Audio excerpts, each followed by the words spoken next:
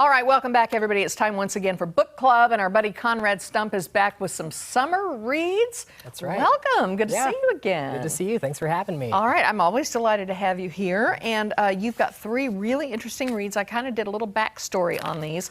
Which one do you want to start with today? Let's start with Hola Papi. Hola Papi. Hola Papi by John Paul Brammer. So Hola Papi stems from Brammer's popular advice column of the same name that's sort of been billed as this queer Latino Dear Abby. And so just like Dear Abby, he's answering these questions that a lot of us might have. LGBTQ advice columns. Yes, yeah. Okay, gotcha. So these questions that we might have, but maybe we aren't brave enough to ask people that we actually know. Right.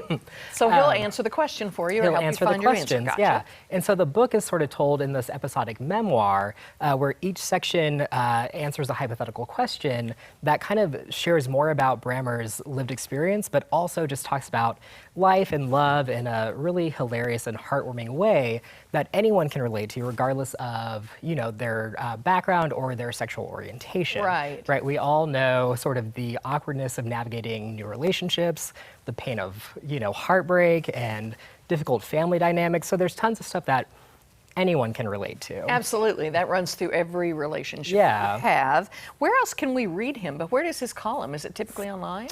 It's he has an online column, and it appears regularly, so it's still an ongoing thing. Gotcha. So, and that answers actual questions from readers. Okay. Whereas in the book, he's just kind of posing these hypotheticals to share more about his life and sort of answer more general questions that everyone has. Hola Papi, How to Come Out in a Walmart Parking Lot and Other Life Lessons by John Paul Brammer.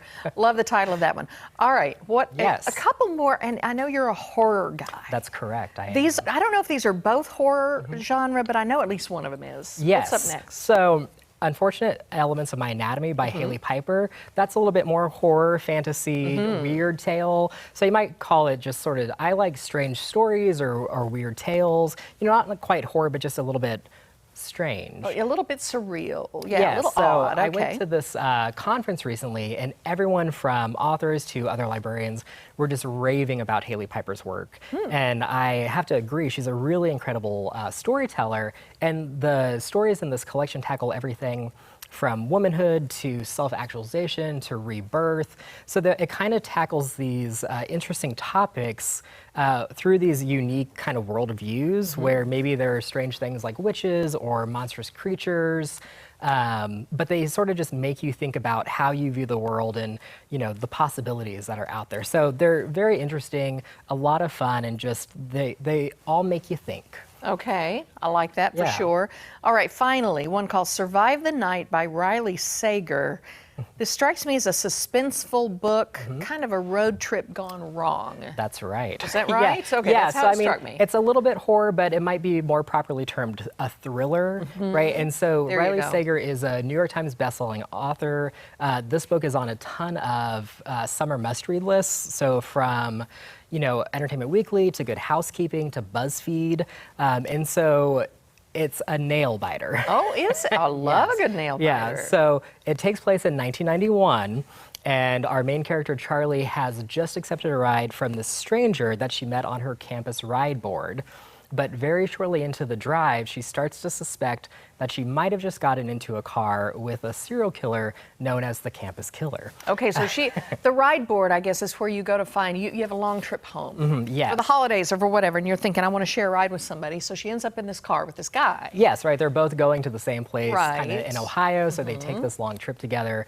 But so shortly thereafter, she starts to suspect, but she also creates these sort of cinematic scenes in her mind. So while she's suspecting her driver, she and the reader are also sort of questioning her perceptions of reality. And so you don't know if what's going on is real or if she's just imagining it. Yeah. Wow. But I mean, it has all the things that you would want in a good thriller. So, you know, a main character to root for, jaw-dropping twists, and of course, plenty of tension to keep you turning the pages long into the night. Okay, Riley Sager. Has Riley Sager written many other novels? Or yes, so I am pretty sure this is his fifth book, but they've all been very popular.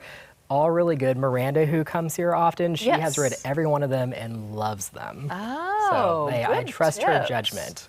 Oh my goodness. What else is going on at the library? You got about 30 seconds. Oh my Anything gosh, coming up? tons of stuff. We have a whole program series for the Missouri Bicentennial, and you can view all of those programs by visiting thelibrary.org/statehood. We have the summer reading program, which is for kids and adults, and you can find out more by visiting thelibrary.org/summer-reading. Perfect. But you basically sign up for it, complete the tasks, and you win a prize and get entered for prize drawings. Which is always a nice thing to have, and you get to read good books at the same time. All right. Good suggestions, Conrad. Good to see you. We'll see you good to see in you. another couple of weeks. That's right. Yep. Very good.